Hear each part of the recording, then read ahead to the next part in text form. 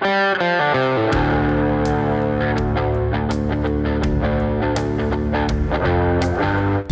is pastrami. I'm gonna show you how I take a regular brisket and transform it to a wonderful piece of meat like this using sous vide.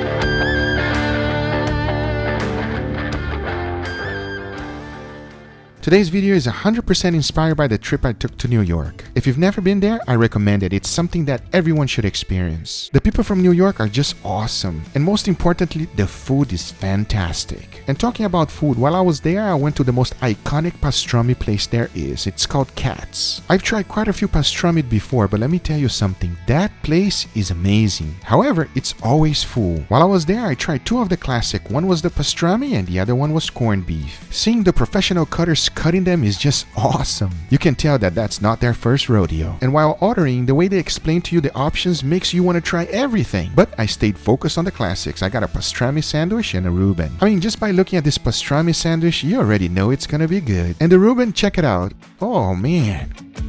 They are not cheap when they're serving you their meat, and I like that. But now it is my turn, and I'm gonna show you my take on sous vide pastrami. So let's do it.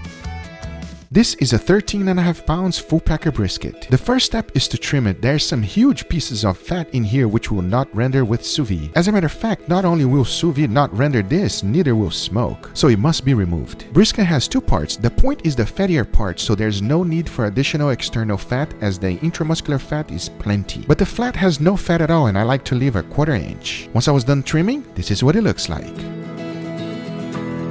In order to make pastrami, you need to brine it. And these are all the spices I'm going to be using today. Remember, exact amount and ingredients always in the description down below. To enhance the flavor of my spices, I first like to toast them, and I started off with black pepper, coriander, and mustard seeds. I toasted them under low heat. You don't want to burn them. If you see them smoking, you took them too far. Once they were done, I threw them in my pesto and mortar and ground them up. Now I combined all of them together, and I started off with my grounded mix, followed by red chili flakes, cloves, allspice berries, ground mace, ground ginger, bay leaf, and a cinnamon stick. Now to complete my brine, I started off by boiling some water, followed by a good amount of salt, a bunch of sugar, all of my pickling spices, and finished it off with my pink curing salt. On my sous vide container, I have it ready for brining. I like to set a cooling rack on the bottom to make sure that the brisket does not sit flat. Then I threw in my brine and immediately brought the temperature down with some ice. Then I threw in my brisket and it was ready to be brined. From previous experience, I know it will float, so I decided to put some weight on top. Every day you should be flipping it. This will ensure that your cure penetrates deeply into all sides of the meat. I've made a mistake before of not flipping it, and that was a bad decision. But now that I have everything ready, all there's left to do is close it up with clinch plastic and let it brine for 5 days in my refrigerator. Once the 5 days were up, I quickly removed it from the brine, pat it dry, and this is what it looks like. I know what you're thinking, it does not look very appetizing, but you just wait. If we go ahead and smoke this brisket right now, it will be extremely salty, so this step is very important. We gotta wash it all off. You wanna rinse it at least 5 times. The brine already salted the internal part of the brisket, so the external is extremely salty. If you don't wash it off, it will be completely unedible. Make sure you get all parts. Now there's left to do is create my rub. I threw in black pepper and coriander inside and crushed it into I was happy with the texture. For pastrami, I feel like this is the perfect mix. As a binder, you can use either yellow mustard or Worcestershire sauce. I feel like Worcestershire sauce gives a nice, unique flavor that I really enjoy, and for today, I'm going to be using it. I'm not trying to marinate it on Worcestershire sauce, it's just a binder to make sure that all my seasoning was thick. When applying the rub, make sure you covered all sides, including the edges and also the inside. I'm cooking this beautiful brisket at 137 degrees Fahrenheit for 24 hours. We got our beautiful pastrami ready. I cooked it at 137 degrees Fahrenheit for 24 hours, but now it's time to take it out. Let's do it.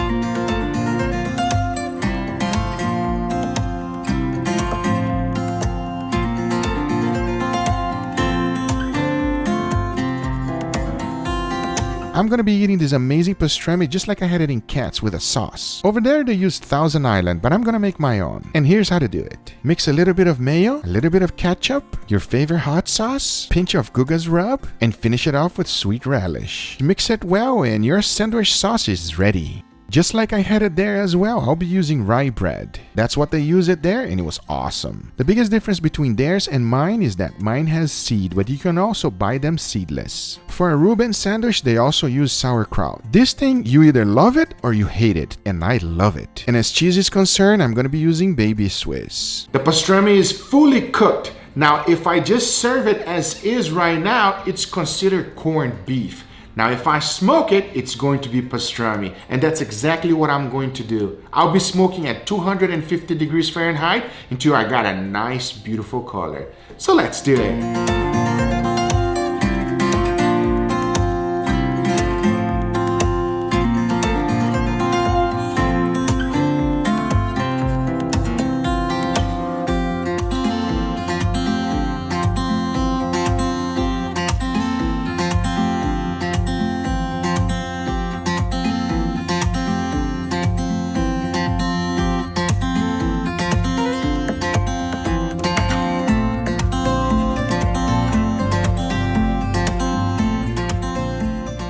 Here's the deal. Last time I made a pastrami on Google Food, Mama, everybody said that this thing here is raw because it's red. You know, it's raw. See, guys, this is not raw. This is cooked to a very high temperature. Are you okay, Mama? The smell. I don't need to tell you it's juicy. You guys saw it. Let's try this first, Mama. I already put a piece in my mouth. I couldn't help it. It's like first reaction. It is so good, everybody. I love pastrami. I love it. Did you go to Katz? Because I know Katz is the famous one in New York. I did go to Katz. You think mine is good? Katz is better.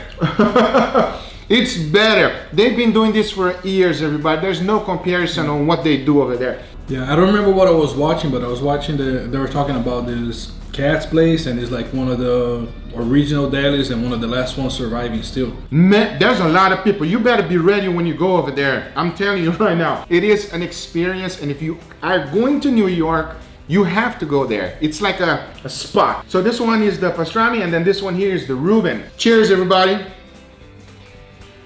I don't know where to start from. And it is just messy. Oh, I love that. Oh. You okay, Mama? That's so good.